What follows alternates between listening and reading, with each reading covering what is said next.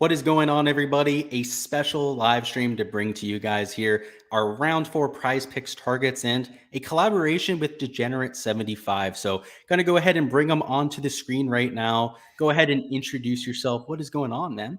Not much. I was trying to tweet this out. I forgot to go tweet it out that we're live. So you caught me doing that. I'll let you go do that here in a second. So yeah. I'll just introduce the stream. We're going to talk about what to expect for tomorrow. First off, excited to go through this poll. I know Degenerate is getting into prize picks of late. Just it's a great opportunity, great site to diversify what you're looking at. I know a lot of us in the live stream here are DFS players playing a lot of showdown 4-round lineups for golf. But if you haven't gone into the prize pick scene yet, would highly recommend it. They've got plenty of props on there. It seems to be an absolute print fest for pretty much everyone out there.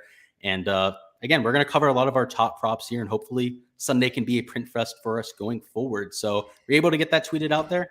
No, I mean, as poorly as I could. I put your name and put live now. I couldn't find the link to do it, but the people, I told them about it. They should know. I definitely retweeted it earlier. So sounds like a plan to me. Sounds like it was effective on that end. So word. All right, let's hop into this thing. Let's get this thing going on the roll. So bringing up a little preview of the golf course. We're only going to do this for like 30 seconds to a minute here. Let's go ahead and talk about what we saw today. So a golf course that played maybe slightly easier than what we've seen for the first 2 days. But even with that, you still saw some carnage. I mean, some double, triple bogeys out there when you got a little bit offline. But even with some of those large scores, you saw plenty of scoring too. You had holes like number 6 that played nearly a half a stroke under par. Hole number 13, another par 5, had a near 50% birdie rate. A drivable par 4, 15th, a 33% birdie rate. So, the Travelers Championship, TPC River Highlands, kind of playing how we had expected to. There's birdies out there, but plenty of large numbers too. The wind forecast for Sunday, you definitely see a little bit lower wind in the morning as to what we see in the afternoon. About 3 to 6 miles an hour of sustained winds for much of the morning. And then in the afternoon wave, just 10 to 13 miles an hour. So nothing crazy from that front. If we're going to favor any wave in particular, probably the guys in the morning, right? They're dealing with just those 3 to 7 miles an hour, as opposed to the guys in the afternoon that are dealing with a 5 to 10 mile an hour difference. In terms of pin locations, we're getting some of those typical Sunday locations you see. I mean, most notably for hole 16, that par 3, it's tucked there in the front left. Drivable par 4 has the tricky location in the back right. Everything on that green filters from right to left into the lake on the left side. Hole number 1 is tucked towards the back. In fact, the only quote-unquote easy pin locations might be what you see here in hole number 8. Hole number 4 is pretty gettable. I'd argue hole number 10 also should be a relatively easy birdie look, but in general, I'm expecting it to play relatively difficult. So for prize picks, they're expecting it to play kind of similar to this minus 1.2 average, maybe even similar to what we saw there on Friday, where even though it was only a stroke under par, I mean, we had guys shoot 6, 7 under par like crazy there on Friday. And I think me and Degenerate are on the same side of the board here, where we think it's probably not going to play that easy. I mean, it's Sunday. This place is getting firmer and faster. They haven't had rain since Tuesday, Wednesday. Probably going to show some teeth here on a Sunday, particularly with some of those pin locations. So I'll toss it back to you right now, Degen. What are you thinking about the course conditions here for Sunday? Yeah, I'm thinking it is going to play tougher tomorrow. Something that like you can't forget is like just go look historically at how the Travelers has played. This is not a birdie fest course where like the winning score is like 23, 24 under like we're going to see at the John Deere next week. I think we're finally going to see the Travelers play tomorrow. Probably more how it's played other years where like, 1 or 2 under is a pretty solid round. And the scoring average for the whole course is probably right around even for the round. And with that, I see some value in some of these numbers on prize picks. For sure. Like just bringing up the strokes board right now. The way we're going to do this is going category by category. You can see they have a lot of guys at 66.5 strokes still. That's what we had them here for the third round. And frankly, most of the players went over. I mean, even Rory McIlroy, right? He shot well over par. Xander Schauffele didn't even come close to carrying on his number. And really what Patrick Cantlay had a solid day, he would have carried it. He would have covered at his number. Outside of that, you would have been looking at a lot of overs here, right? Over on a Seamus Power today. Over on somebody like a Tommy Fleetwood. I mean, under on somebody like Keegan Bradley, right? But a lot more overs on the board than we're seeing for under. So I would definitely tend to agree. Let's go ahead and start this off with a look at the birdie or better matchups. So with that in mind, course conditions, maybe not so as important when it comes to these matchup props here, but nonetheless, some of the best props that we have here on Prize Picks. Tends to be a lot of edge with these matchups, and as long as you're picking them carefully, can be an absolute goldmine. Now, today with my specific card, actually didn't go all that well. I took quite a few of these matchup props and ended up getting burned by some of the volatility. So we'll have to be a little bit careful with we pick here. But for me personally, there's a few that I really like. So I know one that DGen really likes. I'm going to let him get to it here in a second. But the main prop that I really had my eye on was going to be this Scottie Scheffler versus Keith Mitchell. Keith Mitchell is -9 at this point. You have Scottie Scheffler, who's up there at -10. Both, I wouldn't say they're in contention, but they're within at least a sniff of the lead. Keith Mitchell, of course, he's not a new name on the block, but he's not the world's #1 player. We have the world #1 ranked up against somebody who's 40s and 50s in terms of the official world golf rankings and on a similar position on the leaderboard. So while Keith Mitchell will tee off slightly earlier than Scottie Scheffler, both of them are going to have almost the same exact conditions, right? They're teeing off within 10 minutes of each other. It's not like one's going to get the short end of the stick. One of them is going to have better conditions than the other. So I'm taking the over on Scottie Scheffler there against Keith Mitchell. Killer Keith, as I like to call him from time to time, can be a madman out there. But anytime I'm getting the world #1 in a 50-50 matchup without any juice against Keith Mitchell, I mean, sign me up for it, right? Definitely something that I'm running to get to. So what are you thinking for these matchup props, man? Of all the ones I've looked at, of all the 5 categories, this is the one where I see the most that I'm interested in. I actually am like see 3 that I like now. It's got me second guessing which one I want to go with, but I'll go ahead and just roll with what I had initially planned with Brian Harman over Bill Haas. Like, I know Bill Haas is like showing a little bit of form and stuff, but like, this isn't 2017. Bill Haas isn't any good. Brian Harman's a little lucky hobbit. He's going to he's going to win that matchup at least 2 out of every 3 times. And if I'm getting that at even money, that's silly. So you got to take Brian Harman. Yeah, no, I completely agree with you on that one. That was one of the ones I had my eye on too. I also like that Ches Reavie versus McGirt. I know Willie McGirt had like the day of his life today, and I'm not even a huge Ches Reavie fan, but I mean, Willie McGirt plays like 5-6 times a year on the PGA Tour. I mean, this guy's lucky when he even gets PGA Tour starts. So even against old man Ches Reavie, who's won at this golf tournament before, yeah, I agree. I really like some of these matchup props. What else did you have your eye on? The other 2 that really caught my eye, Webb Simpson over Adam Svensson. Adam Svensson, I feel like kind of played at his peak today. And I felt like if you watched Webb Simpson around, he literally scored as bad as he possibly could have. He left so many birdies out there. He looks under control for the first time in a long time. Adam Svensson coming off of a peak round, I just can't see him backing that up again. Whereas Webb Simpson, it could definitely shoot a 66 tomorrow. So that one really caught my eye. And then bounce back Seamus Power over Charles Howell III, who seems to just be getting worse every day of this tournament. Somebody I know down in Discord, on the Prize Picks Discord, almost got hit by Chucky 3 sticks today. He said the ball whizzed past his ear. So maybe another reason to fade him there, right? He's going after our boys out there on the golf course. At least Hal didn't hit somebody. At least didn't hit your boy and then just walk off and not even sign a scorecard like Kokrak. Yeah, that was embarrassing. There were people that actually lost money on that. So the way Prize Picks works, if they don't finish all 18 holes, they don't get their like prop graded. So you had people that had like the over on his greens that ended up hitting that got it DMP'd because he walked off the golf course. I don't think he's a very popular guy with the Prize Picks community right now. So that's like equivalent to when you wake up Thursday morning and Siwoo Kim's already withdrawn and all your lineups are dead.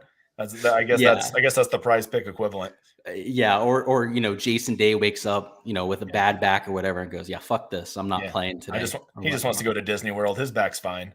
Yeah, he shows up to the API and he goes, you know what? We're going to go to Universal Studios today. Yeah, we're not going to play some golf. So if you had to pick one prop here as your favorite in the matchup category, what would it be out of those 3? I'll go Harman and Haas. Harman? Okay. Yeah, we'll play it like a wiener. Let's put that one in there. And for me, it's going to be that Scottie Scheffler prop. So what we're going to do is like our favorite props on the board, we're going to put over here for our 5-man slip. So those are the 2 we'll put in there for the matchup prop. Let's go over to strokes now. So for strokes, I know we mentioned it a little bit earlier, but I think both of us are really going to be on some of the overs here. I expect it to play a little bit more difficult than we expect. And to get to a 66, to hit under, for something here at this prop, I mean, he's got to shoot 4 under par. I mean, that's asking a lot, even from the world #1, even for somebody like a Rory McIlroy who has all the firepower in the world. So for me, I take the over on pretty much all 4 of the guys at 66.5.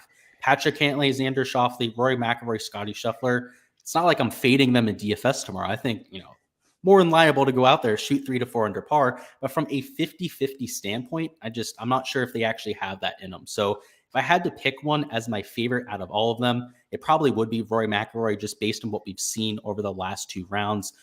Towards the end of Friday's round, really fell apart. That quad bogey didn't help today. Shot 2 over par, was kind of crumbling towards the end, which, as somebody who faded Rory McIlroy by the end of the week, it was a core pick for me in DFS to start the week. By the end, I was like, this guy is way too chalky for my liking. It's great to see, but I think that continues. So I'm probably fading Rory McIlroy tomorrow. So maybe it's just because I'm fading him in DFS that I'm hoping that I'm fading him here on the strokes board. But I know that you're not a big fan of Rory McIlroy either. Just remember, even when he gets 5 birdies tomorrow, he's got one double or triple bogey in him that'll still get him well over that 66.5. So you'll be fine because Roy's a loser. I knew you'd say that. I love that. Like you said, even if he makes 7 birdies, right? He's going to have that quad bogey at some point. He's good for it. He's good for it. He just melts down like I do. Anytime I'm flirting with an 80 on the golf course, it's just meltdown city. Me and Rory got that. Maybe that's why I hate him, because I hate myself. It gets into your head a little bit? Yeah, like I relate too much to him. So I guess looking at this, I'm using a lot of the same logic you're using, that you got to go lower, but I want to take a golfer who I see just a tier below all those guys. So I'll go Tony Finau, because I would think, even if he shoots 3 under, that's just going to push for me. And I don't really think Tony's going to go light it up again. He was pretty average today until the last 6 holes. Yep. I think, he's going to be going off later tomorrow. I think he's T15 right now. So, I'll go with Tony will not get to 67. So I'll go the over on that one. Okay, cool. So we got the over at 67. Yeah, I took his matchup today. I actually went against him with Davis Riley. And he made 4 birdies in his last 6 holes. Completely cooked Davis Riley. Just you hate to see it. I mean, you love to see it because Tony's a great guy. All right. Everyone loves Tony the Tiger on PGA Tour. But I agree with you there too. Over 67 seems like a really solid line. In terms of guys at the true bottom of the strokes board, there's not a ton I like. I mean, Tommy Fleetwood at 68. I mean, I'm expecting the average to be like even par. So, I mean, I probably could be a biter there. Ches Reavie at 68 too. I mean, you could convince me to take that prop there too. So it's really pick your own poison there, but especially the guys at 66.5. I mean, it just seems like a complete misprice from my opinion. I agree with that. Cool. Let's head over. I also agree that all 4 of those guys scare the hell out of me. So. Oh no, for sure. Yeah, like they're the top 5 players in the world for a reason. Yeah, that's for damn sure. Let's look at the birdies or better mark now. So for birdies, I also think that they're a little bit aggressive. At guys at 5, right? Scotty Scheffler, Rory McIlroy, Xander, and Patrick Cantlay. I'd much rather take the over on strokes, to be honest with you, because like you said, Rory McIlroy could make 6 to 7 birdies tomorrow and very well still hit the over on his strokes. But am I going to, take a bet against him to make those 5 to 6 birdies? That's a much tougher task, in my opinion, right? Like Rory McIlroy could burn us on the first 10, 12 holes if he wanted to tomorrow in terms of birdie or better. So I'm not confident taking the over. I'm definitely not confident him getting to 6 to 7 birdies, but I sure as shit wouldn't be betting against it. So at the top of the board, it's not really anything that I'm taking a look at. From the middle tier, I think there's a lot more that I like. I mean, Kevin Kisner, maybe worth a few looks. Harris English, even Tony Finau at 4.5 birdies. These are the type of players that I'm a little bit more confident fading, right? Especially like Tony Finau with his putter. He struggles to make those birdies from time to time. Webb Simpson at 4.5. He's towards the top of the leaderboard. Those type of guys could get my action there, but personally, nothing that's really sticking out to me, at least nothing that I'm adding to my cards as of right now. How about you, man? I mean, for me, I just Kevin Kisner is like, 4.5 birdies is so many for that guy. I mean, I think he got 5 today, and that was like him luck sacking every 13-foot putt in the world in. He just doesn't even give himself that many birdie looks is what's amazing. And so, for a guy that I feel like is going to be scrambling in not the best conditions, I don't care how much of a luck sack putter he is. I don't see him getting to 5 birdies. So that's who I would bet. I will take the under on Kevin Kisner for sure. Yeah, I like that we both had our eyes on that one, especially Kevin Kisner, who made a couple 25-footers today. I know on Thursday he made a 50-footer from the front of a green that had no business going in the hole. I know that's kind of what he does, right? But we're not counting on that happening every single round. So I'm going to go ahead and add that one to the card there too. I think that one makes a whole lot of sense. But yeah, outside of that, I didn't really have my eyes on much else other than that. So if you're cool with it, we'll move on to the greens regulation. Let's do it.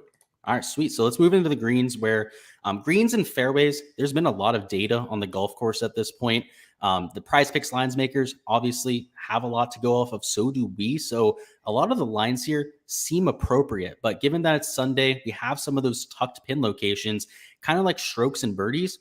I'm trying to fade some players here, right? So going to guys like a Webb Simpson at 14 greens, especially somebody like a Ches Reavie at 14 greens in regulation, that is the type of prop that I'm really starting to look at. I mean, especially with Ches Reavie, who's a solid iron player, not an elite iron player. If he misses just 4 of his 18 greens, you're already looking at a push. I mean, 5+ misses, you're looking at a hit there. Just, I'm expecting that to happen, right? I mean, he's not an elite of the elite level player. I mean, Xander Schauffele, I know he hit all 18 greens in the first round, but that's Xander Schauffele. You're talking about a world beater, right? We're not expecting Ches Reavie to go out and do that. So I think it's fairly priced. I mean, I have a hard time feeding somebody like a Patrick Cantlay, for example, or Tony Finau, who tends to just hit a shit ton of greens. But guys that are a little bit more hairy in that category, like a Webb, like a Ches Reavie, maybe worth a little bit of an investment there on my end. In terms of overs, not really any that I'm getting to. I mean, to get an over at a 14, well, you have 3 greens to miss with, right? Or 3 greens to work with there. Just that's a tough ask. I mean, even for Scotty Scheffler, right?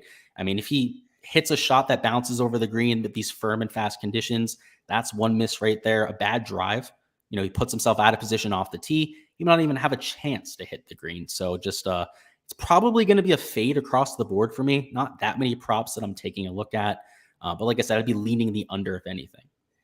Yeah, only one I would consider would be the under on Ches. That just I feel like he's in a category a little too high there. I don't care what kind of greens and regulation machine he is, but the problem is by Sunday they have so much good data. They know how the guys are playing and what's a fair number on their greens and regulation, and there's just not much value factored in on any of these numbers. Yeah, completely agree with you. I think these are like a round 1, round 2 props, if anything. Like, get them early. Hope that, like, for round 1, for example, this week they had all of these same players at 11.5 and 12 greens. Right. Now we've got them at 13.5, 14, right? So clearly they were off there on the first day. At this point, yeah, I don't think there's that much value there. Speaking of not that much value, unfortunately, it's pretty much the same thing with the fairway props here. They have just as much data on that stuff over the first 3 rounds. And because the cut has already happened, there's not as many players to choose from. A lot of these props are pretty spot on. So for me, there's really nothing with fairways that I even have a lean on, to be quite honest with you. I mean, these lines are pretty much exactly where I have them projected. The only line I really had my eye on was this Harris English over at 8.5. Harris English isn't an elite level driver of the golf ball, but the average player this week is hitting right around 9.1 fairways. And Harris English, right, if we're expecting him to be an average player, I guess, right, that would be the over, right? 9 fairways. There's just a lot of volatility there, right? With fairways, you could hit an intermediate. You can end up missing by half a yard and it doesn't count as a fairway. So for me, I'm probably fading this fairway board, but what are you taking a look at, boss? I'm with you. I don't like any of these really. The Harris English, Tommy Fleet would be the only ones I would consider, but I just like so many more of the matchups, and the birdie are better in the strokes that I don't want to get cute playing greens and regulation and fairways where I feel like I'm just straight gambling at that point. There's no edge to be had, and you kind of need that if you're putting together a 5 parlay card. Yeah, you're betting to bet at that point, right? I mean, if you're going to do that, by all means, if you're out there right now and you want to add extra cards, do it, right? I'm not making your cards for you. I'm also not the one putting in your money for you, right? Exactly. But yeah, I completely agree with you there. So this is the 5-man that we put together here. So the 5 props that, at least per what we've heard so far, I think we're probably our most confident. So just to go through them again, we had the Brian Harman over against Bill Haas. Bill Haas not coming in with the best of form. Obviously, Brian Harman been playing some pretty solid golf. Was a core pick for us. We got the over on Scotty Scheffler against Keith Mitchell. With Rory McIlroy, we are fading him. Same thing with Tony Finau. And for the birdies or better props and not the matchup, we are taking the under at 4.5 for Kevin Kisner. So I'm liking our chances here. Personally, I'll probably take a lot of the props we took here. We obviously mentioned a lot of extras, especially with the birdie or better and the strokes props that we were liking. And I'll probably round robin them. So that's usually my strategy with these. I'll enter a 5-man card. I'll go with like a few 3-man, 4-man flex cards, that sort of thing. and run from there. So what do you think? What do you think in your cards? Yeah, I've got about 6 or 7 bets that I like between those first 3 categories we covered, and I'll just kind of mix and match anywhere from 3 to 4 or 5 plays and do, about 8 different cards or so and get it in there that way. And usually, they more hit than don't if I just kind of stick to like a nice tight core of picks that I like and don't go playing fairways and greens when I don't see any edge. Yeah, right. Kind of like in DFS, right? You don't gotta play 30 players in a player pool for one single slate. Just play the 10 to 15 guys that you really like and go for it. So that's all we've got here, guys. Hopefully you enjoyed this live stream. Let's talk through some questions down in chat if you have some time. If you want to do so before we get out of here. Yeah, let's do it. Let's see what we got. So see if we got any questions down here. We've got JT. Someone's talking about JT Poston. He says, can JT Poston get a top 5 finish? So I know he's not talking about prize picks here. JT Poston, one of our boys here, at least in my channel, we talk about JT Poston all the time. What are you thinking about him?